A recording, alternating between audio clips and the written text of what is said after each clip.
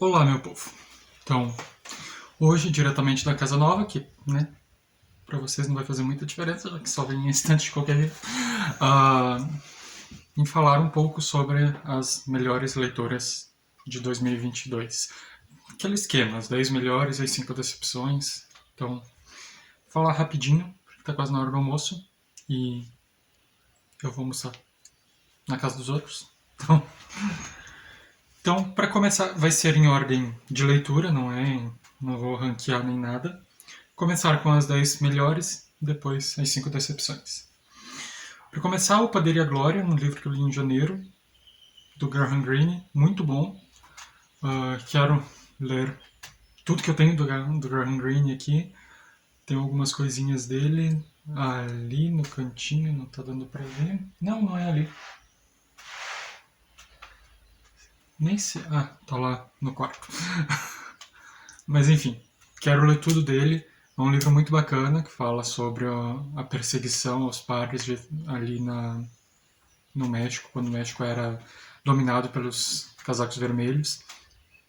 Maravilhoso, muito bom, muito agoniante em alguns momentos, vai trazer muita questão sobre a verdadeira religião, sobre o que é mais costume, o que foi instituído depois, enfim, muito bacana.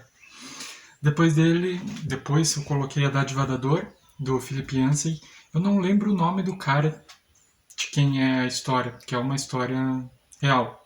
Assim, a história de um médico falando sobre os estudos dele, da lepra, rancenias, enfim. Assim, não é nenhuma descoberta da pólvora, né? A gente já sabe da, da importância da dor para nossa sobrevivência, para o corpo e tal. Mas o livro é agoniante em alguns momentos, é muito informativo, é muito bacana, eu gostei pra caramba. Minha segunda experiência com o Philip Yancey foi extremamente proveitosa, já quero ler várias outras coisas dele também.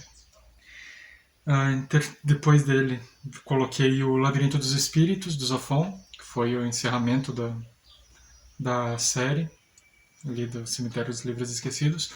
E curti pra caramba, acho que encerrou muito bem. Se eu pudesse retocar uma coisinha do livro, seria a revelação ali sobre o jogo do anjo, o David, aquela revelaçãozinha ali sobre o David, sobre o que aconteceu depois do livro, porque eu gostava muito da dinâmica entre a Isabela e o David no jogo do anjo e não precisava ter tido o que teve depois.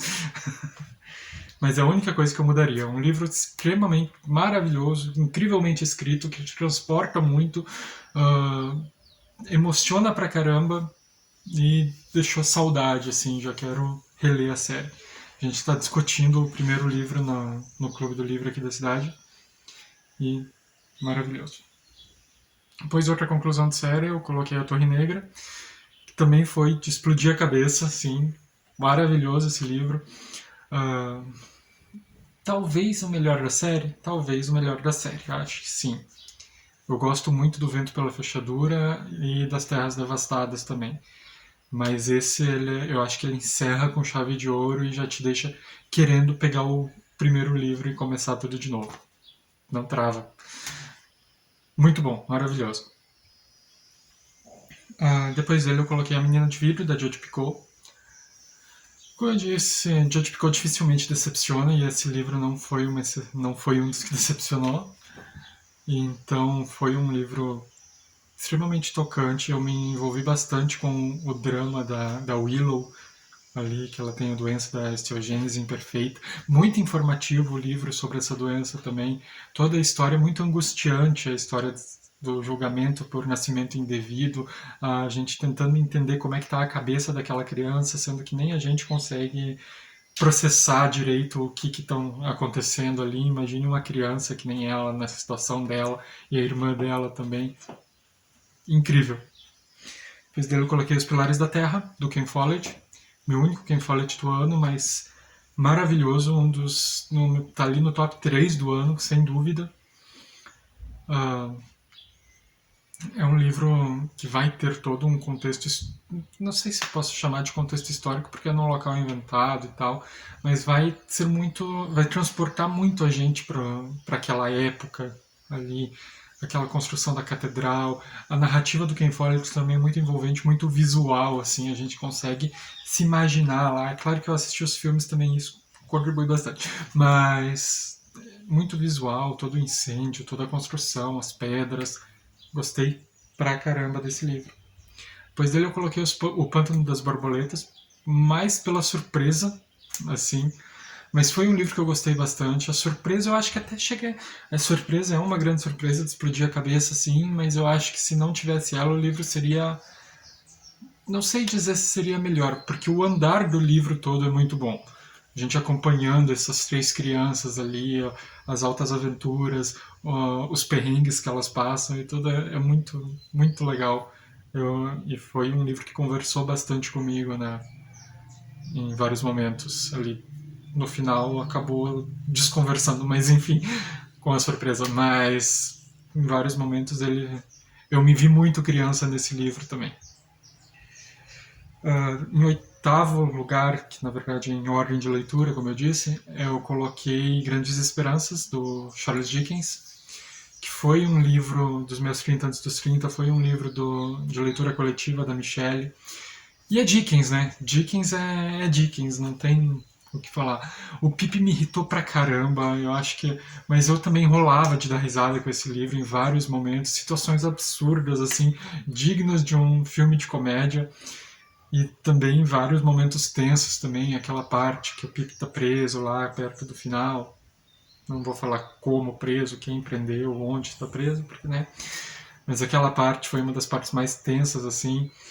E tem várias partes incrivelmente engraçadas e muito, muito bacana. Gostei pra caramba. Reforçou o meu amor pelo Dickens. Em nono lugar, em seguida, no caso, eu tenho que parar de falar do lugar porque não tá em ranking, né? Mas depois dele vem Em Defesa de Jacob, do William Lundy. William Lundy. uh, que foi um livro que me pegou de surpresa. Eu esperava que ele fosse assim mais investigativo. Ele não é tão investigativo, ele é mais uma questão de tribunal. E no final de tudo ainda vai deixar meio aberto o resultado e tal. O resultado, a verdade no caso, o resultado não. Mas vai ficar meio aberto a verdade do que aconteceu ali no começo do livro. E eu tenho a minha conclusão, talvez outras pessoas tenham outras, e o final de explodir a cabeça ali, eu achei fenomenal, achei maravilhoso, é um livro super envolvente que eu pegava ali e eu lia e eu me irritava com os personagens e eu torcia por outros e eu vibrava em alguns momentos e eu tinha vontade de socar a cara dos personagens em outros, mas é um livro muito bacana que eu super indico também. E por último, tá aqui, ó. O Surpreendido pela Alegria do C.S. Lewis, que teve coisas que eu não gostei, teve coisas que eu gostei muito, mas toda a narrativa dele ali contando sobre a vida dele, sobre como foi a conversão dele, foi algo que me envolveu pra caramba e isso tornou o livro tão especial para mim. É um belo complemento para a biografia do Alistair McGrath, porque tem coisas no livro do Lewis que não tem no livro do McGrath. Enfim, é um livro, como eu disse, que me envolveu pra caramba e eu curti muito conhecer a história do Lewis pelas palavras dele. E esse foi meu top 10. Agora, as 5 decepções, que não são livros necessariamente ruins, alguns são, mas são livros que eu esperava mais, assim, e acabaram me decepcionando. Também em ordem de leitura, começando com O Último Dia de um Condenado, do Victor Hugo. Eu gosto do Victor Hugo, eu li uma parte dos Miseráveis, mas não cheguei a ler tudo. Mas O Último Dia de um Condenado me irritou pra caramba, porque ele, ele foi escrito para criticar a pena de morte, né? Então a gente tem esse cara ali, esse protagonista, que ao que tudo indica, assim, não é falado no livro o que ele fez, é dado a entender que ele matou alguém. E pelo contexto ali, pela história, eu tenho assim, a minha interpretação é que ele matou o próprio pai. Mas a gente tem ele ali se lamentando da pena, se lamentando de ter que morrer por causa disso. Falando da injustiça de ser morto, de injustiça com a esposa, com a filha e com a mãe dele e tal. Tá, mas a injustiça que ele cometeu contra as vítimas, em momento nenhum a gente vê qualquer resquício de arrependimento, mesmo de remorso nele. Então isso me irritou pra caramba. Eu acho que é um livro bem enviesado, assim, ele é bem direcionado para o que o autor queria falar, sem, sabe, sem ter um contraponto, e mais do que sem ter um contraponto, ele é meio ilusório, assim, porque, tipo, ele esconde o crime do condenado para que o leitor se compadeça do condenado ao invés da vítima ou da família da vítima, né? Então, principalmente por isso. Depois coloquei Vida Querida, da Alice Munro, meu primeiro contato com a Alice Munro. Era um dos 30 anos dos 30, não gostei de nenhum conto. Teve um que eu quase gostei ali, mas também já apaguei da minha mente, então eu já coloco o livro inteiro como não gostei de nada. E é isso, não tem muito o que falar. Eu achei que a autora também é muito enviesada, também tem uma visão de mundo muito utópica, assim, sabe? Muito irreal. Sabe? O mundo, acho que o mundo não funciona da forma que ela quer colocar lá, e tipo, muito vitimismo também me repeliu bastante, não consegui gostar. Depois disso, com peso no coração, eu coloco o Guia do Mochileiro das Galáxias, do Douglas Adams, porque o primeiro livro é fenomenal, também é um dos 30 anos dos 30. O primeiro livro é fenomenal. O segundo é bom, o terceiro é ok, o quarto é terrível, e o quinto fica ali entre o terceiro e o quarto. Porque é um livro que eu esperava muito mais, porque eu já tinha lido o primeiro. Estou considerando os 5 aqui, porque eu li no volume único e tal. Mas eu acho que ele vai perdendo a mão, ele vai se perdendo mesmo no decorrer do livro, e não me apeteceu, assim, me irritou bastante, me cansou, eu não vi a hora que terminasse. Depois coloquei Walden, ou A Vida nos Bosques, do Henri David Thoreau, porque eu já disse aqui várias vezes que eu acho que ele é um livro hipócrita, porque ele é sou contra pagar impostos, então vou viver na natureza. Aí ele vai lá e se enforna numa cabana ali que ele mesmo constrói, inclusive, ali na beira do lago Walden, ali, que é a propriedade de um amigo dele lá. Ele recebe visita, ele visita o povo na cidade, ele vai na cidade comprar comida, então ele não vive exatamente da natureza ali, né? Achei meio hipócrita. E para terminar, A Letra Escarlate, porque é um livro preguiçoso.